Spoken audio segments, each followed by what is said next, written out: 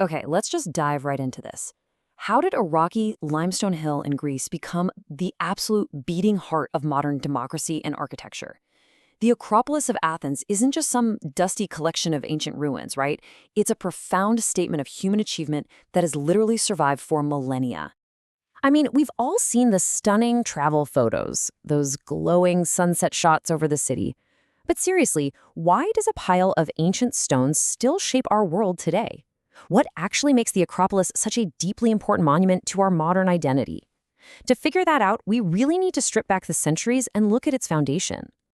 Here's what we're looking at for today's explainer. We'll cover the high city's mythic origins, Pericles in the Golden Age, those architectural masterpieces on the sacred rock, its centuries of destruction, and finally, restoring a global symbol. Let's get to it. Starting off with part one, the high city's mythic origins. So the word Acropolis actually comes from the Greek akron, meaning highest point, and polis, meaning city. Now, while a lot of Greek city-states had sacred hilltops for defense and worship, Athens is pretty unique. Geologically speaking, it's a massive sheet of limestone that got pushed over softer rock, what geologists call a nappe formation. And this created a dramatic, natural 150-meter pedestal right in the middle of everything. And the foundational myth here is just fantastic. According to legend, the gods Poseidon and Athena fiercely competed to be the patron of this city. Poseidon supposedly struck the rock with his trident, bringing forth a saltwater spring, which represented raw naval power. But Athena, she planted a sacred olive tree, symbolizing peace and prosperity. The citizens ended up choosing Athena's gift, officially naming the city Athens. This myth perfectly sets the stage for the city's dual nature, defensive might coupled with profound cultural wealth. Moving on to part two, Pericles and the Golden Age of the 5th century BC. To understand the Golden Age, we have to go back a bit. Decades earlier, in 480 BC, the Persians invaded Athens and completely burned down the older temples on the Acropolis, leaving them in absolute ruins. But then comes the statesman Pericles. Under his visionary leadership, Athens experienced this magnificent Golden Age. He actually made the highly controversial move to relocate the Delian League's treasury from the island of Delos to Athens. Essentially, Pericles took allied defense funds and used them to launch an unprecedented building program, transforming that scorched hilltop into a gleaming statement of Athenian supremacy.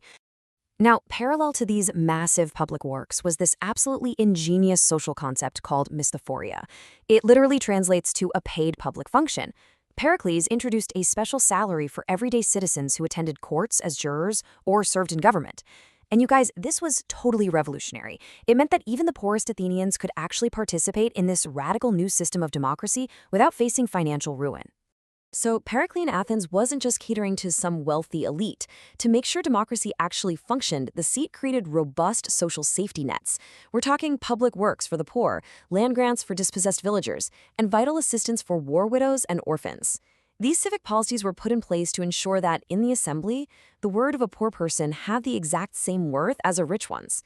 It's wild to think about, but the grand, majestic architecture of the Acropolis was actually built by a remarkably egalitarian workforce. Which brings us to part three, masterpieces of this sacred rock. Up at the summit, it's like a masterclass in design, where each distinct monument served a highly specific civic or religious purpose. First, you have the monumental gateway, the propylaea, which welcomes you with these massive Pentelic marble columns. Then there's the tiny but incredibly elegant Temple of Athena Nike, built with 4 distinct columns to honor victory and peace. You've got the Erechtheion, built over the holiest ground on the hill.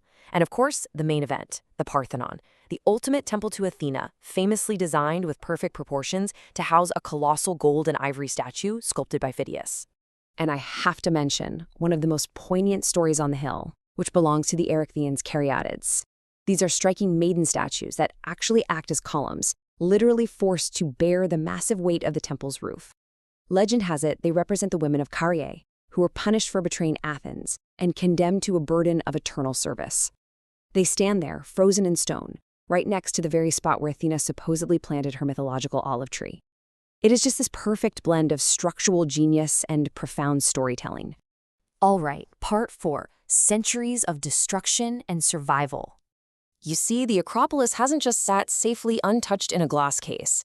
After its 5th century construction, it lived many, many lives. Over the centuries, it was repurposed as a Byzantine church, a Frankish ducal palace, and even an Ottoman mosque. But its darkest day happened in 1687 during the Marian War. Venetian artillery hit the Parthenon, which the Ottomans were actually using to store gunpowder at the time. The resulting explosion was just catastrophic. It blew the roof entirely off and destroyed the columns. Believe it or not, it wasn't until the 1800s that modern restorations finally began. But through all of that, this hill never lost its symbolic power. Even in modern times, the site has remained a powerful symbol of Greek defiance. Back in 1941, Axis forces occupied Greece and raised the Nazi war flag right over the Acropolis. In response, two young Greek fighters, Manolis Glizos and Apostolos Santos, pulled off one of the very first daring acts of resistance during World War II.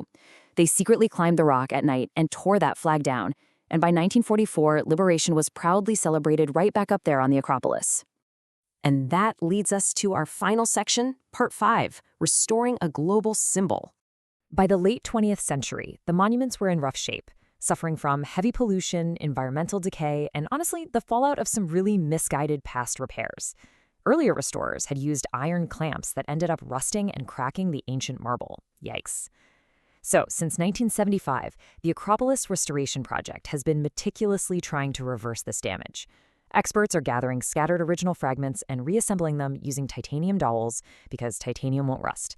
And what's really cool is that every single technique they use is completely reversible. That way, if future experts invent better methods, the current work can be safely undone. The physical scale of this effort is just staggering. We are talking about exactly 2,675 tons of architectural members that have been painstakingly restored. That includes hundreds of stones meticulously pieced back together from fragments and perfectly matched with newly quarried marble from the exact same mountain used 2,500 years ago. It's like a giant high-stakes puzzle. Ultimately, the Acropolis is so much more than a great background for a photo op. As travelers and historians alike will tell you, walking these paths means stepping directly into a legacy that fundamentally organized Western society. It stands today as a universal symbol of democracy, art, and resilience. Its perfectly calculated architectural style continues to inspire civic buildings in capitals all around the world. It directly connects us with the birthplace of radical, enduring ideas. So, I want to leave you with this provocative thought to chew on as we wrap up today's explainer. As we look at the birthplace of ideas that shaped our entire world, what legacy will our modern cities leave behind in 2,500 years?